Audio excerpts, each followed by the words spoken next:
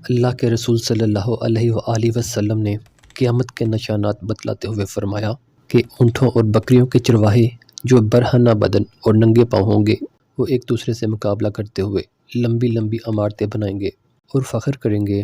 ریاض شہر میں عمارتوں کا یہ مقابلہ آج اپنے عروج پر پہنچ گیا ہے۔ دبئی میں برج خلیفہ کی عمارت دنیا کی سب سے اونچی عمارت بن گئی ہے، تو ساتھ ہی شہزادہ ولید بن طلال نے جدہ میں اس سے بھی بڑی عمارت بنانے کا اعلان کر دیا ہے، جو دڑا دڑ بنتی چلی جا رہی ہے۔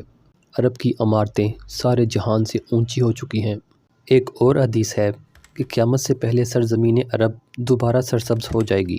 سعودی عرب اور امارات میں بارشیں شروع ہو چکی ہیں۔ مکہ اور جدہ میں سیلاب آ چکے ہیں۔ عرب سرزمین جسے پہلے ہی جدید ٹیکنالوجی کو کام میں لا کر سرسبز بنانے کی کوشش کی گئی ہے، وہ قدرتی موسم کی وجہ سے بھی سرسبز بننے جا رہی ہے۔ سعودی عرب گندم میں پہلے ہی خود کفیل ہو چکا ہے، اب وہاں خشک پہاڑوں پر بارشوں کی وجہ سے سبزہ اگنا شروع ہو چکا ہے۔ اگر احادیث پر غور کریں تو مشرق وسطیٰ کے زوال کا آغاز ملک شام سے شروع ہوا، لیکن شاید عرب حکمران یا تو یہود و نصارہ کی چال سمجھ نہ سکے یا بے رخی اختیار کی، لیکن وجہ جو بھی ہو، آپ صلی اللہ علیہ وآلہ وسلم کی بتائی ہوئی علامات کو تو ظاہر ہونا ہی تھا۔ رسول اللہ صلی اللہ علیہ وآلہ وسلم نے فرمایا، جب اہل شام تباہی و بربادی کا شکار ہو جائیں تو پھر تم میں کوئی خیر باقی نہ رہے گی۔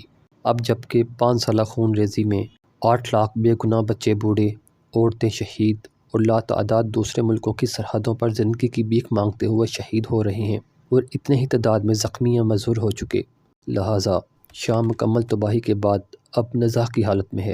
اس حدیث کے حساب سے عرب ممالک کے سنہرے دور کے خاتمے کی اہم وجہ ملک شام کے موجودہ حالات ہیں۔ گویا نبی صلی اللہ علیہ وآلہ وسلم کی ایک اور پیشن گوئی کی علامات ظاہر ہو رہی ہیں یا ہو چکی ہیں۔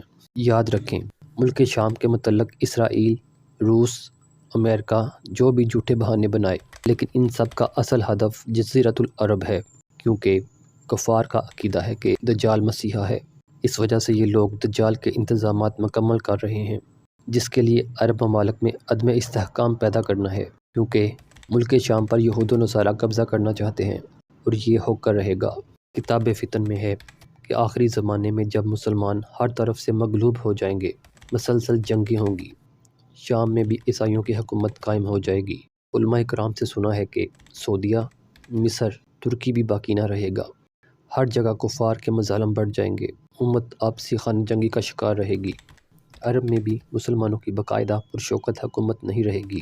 الخبر سعودی عرب کا چھوٹا شہر مدینہ المنورہ سے 170 کلومیٹر کے فاصلے پر ہے کہ قریب تک یہود و نصارہ پہنچ جائیں گے اور اس جگہ تک ان کی حکومت قائم ہو جائے گی۔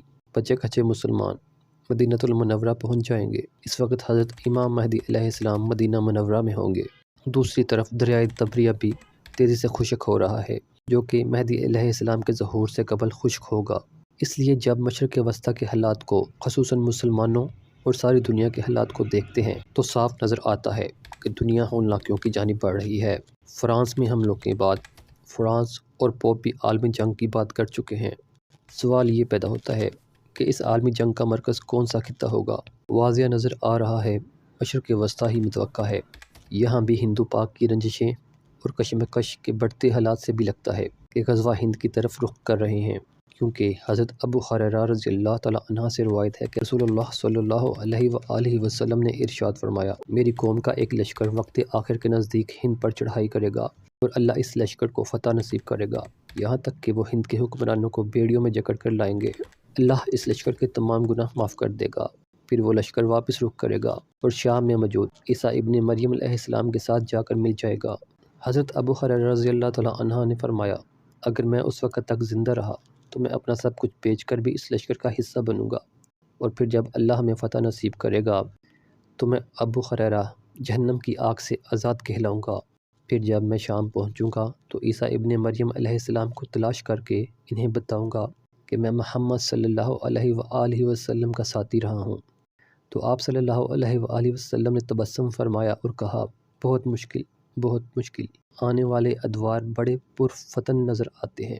اور اس کے متعلق بھی سرکار صلی اللہ علیہ وآلہ وسلم نے فرمایا تھا کہ میری امت پر ایک دور ایسا آئے گا جس میں فتنے ایسے تیزی سے آئیں گے جیسے تسبیح ٹوٹ جانے سے تسبیح کے دانے تیزی سے زمین کی طرف آتے ہیں، لہٰذا اپنی نسلوں کی ابھی سے تربیت اور ایمان کی فکر فرمائیے۔